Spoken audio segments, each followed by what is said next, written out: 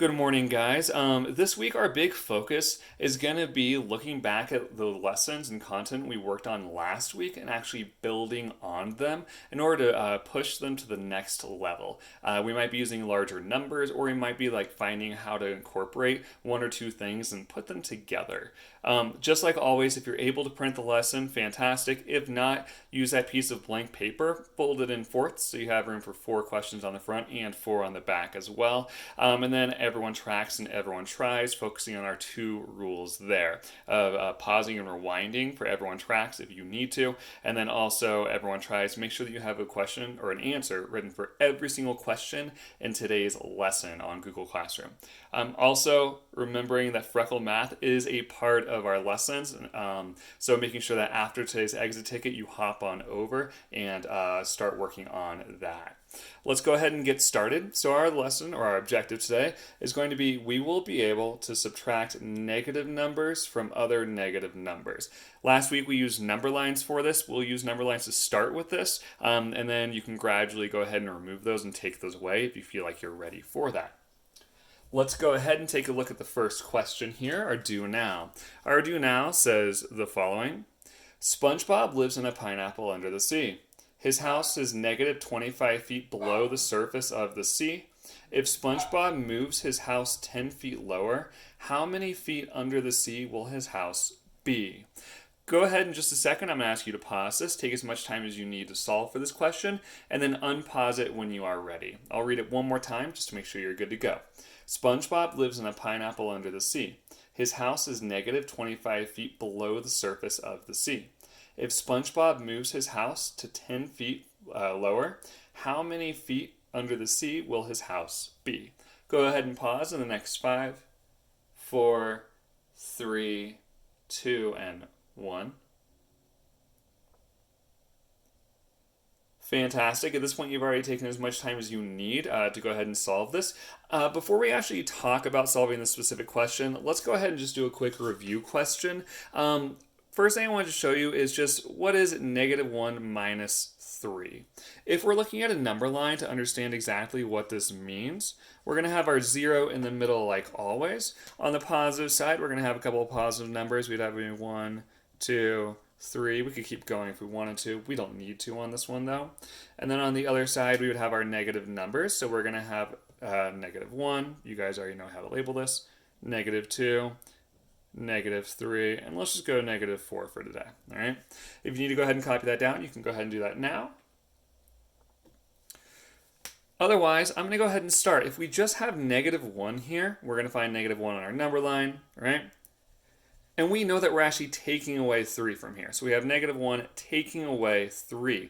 Instead of going larger to the greater numbers on our number line, that means our numbers would be getting bigger and bigger, right? That's adding. We want to subtract 3.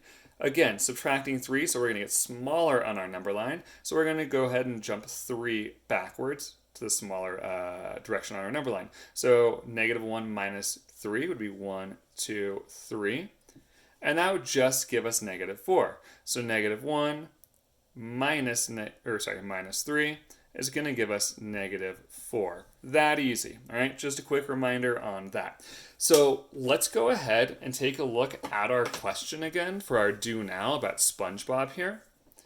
And we know that his house is negative 25 feet below the surface of the sea. Now, again, for this, I am going to use a number line just to really show what's going on. I know I'm not needing any positive numbers here because for our lesson, we're subtracting negative numbers from negative numbers. So maybe I'll just put a 0 way up here. And instead of actually going down negative 25 and going negative 1, negative 2, negative 3, negative 4. I know a more efficient way of doing this would just be skip counting. You could, I see it's going to be 25, so maybe just counting by 5s. So negative 5, negative 10, negative 15, negative 20, negative 25. I'm going to go ahead and just add a couple more onto here real fast. We have room for negative 30. And maybe negative 35. Not the prettiest, but that's okay. It still gets the idea, right? So we're going to start at our negative 25. So we have our negative 25. And we're going to be going 10 more feet or 10 feet lower, right? So we're getting into our negative numbers here, continuing into our negative numbers, sorry. So another way to write this would just be like negative 25 taking away 10, so minus 10. So we have our negative 25 and we're going to go 10 lower, right? So again, we're skip counting here just to make 10. So it would just be 5, 10. And that means we end up with negative 35. So we have negative 25 minus negative 10 is negative 35. And that's it. So again, we started with our negative 25, took away 10 more, but we just skip counted today because our numbers are getting larger and larger. All right. Go ahead and pause in the next couple seconds if you need a chance to go ahead and copy that. In the next 5, 4, 3, 2, and 1. I'm going to go ahead and get started on our next question here. So for question 1, smaller numbers, but again, they'll work up to larger numbers as we go. We have negative 2 minus 4. Again, this one's just really to understand what is going on here.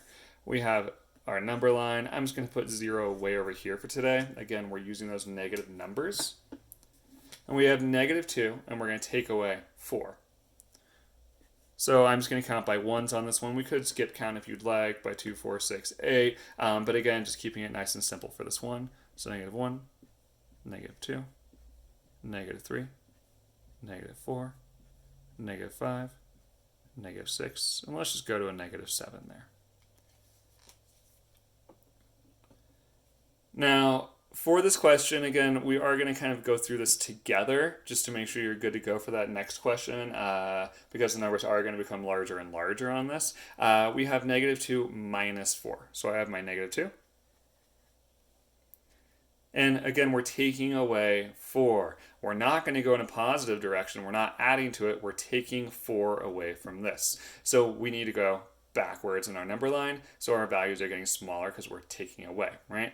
So taking 4 away, 1, 2, 3, 4, our answer is going to be negative 6. So again, negative 2 minus 4 is going to give us our negative 6. Now, I encourage you to go ahead, pause this so you can go ahead and copy this down. And then we can get started on the next one, which you'll primarily be doing on your own, and then we'll just come back to review it. So go ahead and pause if you need to in the next 4, 3, 2, and 1. At this point, you've already had a chance to copy the work down. Let's go ahead and just take a look at the next question. And it's just question number 2 here. So it says negative 7 minus 5. I am going to ask you to go ahead and stop it or pause the video in just a second. Solve this on your own, and then you can come back to when you're ready to see together how to go ahead and solve it and just to check your work. So go ahead and pause in the next 5, 4, 3, 2, and 1.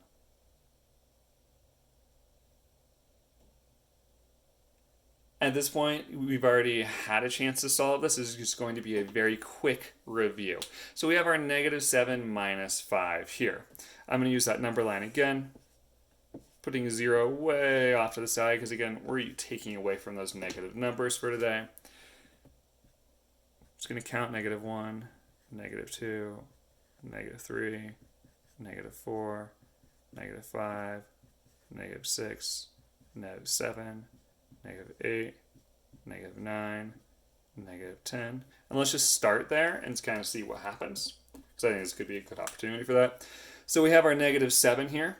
We find negative 7, and we're going to take 5 away from here. Again, going towards this smaller direction on our number line. So we'd have 1, 2, 3. We know we need to take 2 more jumps. This is a perfect example of what to do if you need to add those in the middle of a question. We can do our 3, 4, 5. So for our number line, continuing it, we would have negative 11 and negative 12, right? So that means our answer here would be negative 12. So negative 7 minus 5 is negative 12. Again, make sure that if you'd like to, you are using those number lines to really check your work and help you solve for these questions. Today, the numbers are going to get larger and larger the more questions you do. So every question, they're going to become larger numbers that you're using, okay? And when I say that, I mean like -20 or things like that, even though that's a smaller value, all right? You might want to skip count by fives, maybe tens, maybe even 20s for some of the numbers. If you're not quite sure about this lesson, please go ahead, pause, rewind, and rework through a couple of the questions that we did all together. Remembering that today for Freckle Math, you needed to do operations and algebraic thinking once you're all set and done with the exit ticket. The exit ticket, I did not include a link on there for today's lesson. The reason why is because I want you to go back to your Google Classroom assignments, your stream there, and it's showing there for you, okay? Because I saw some people weren't quite using the links correctly. So we're just going to put it all in one place. Let me know if you have any questions. Otherwise, have a great rest of your day, and I'll see you guys tomorrow.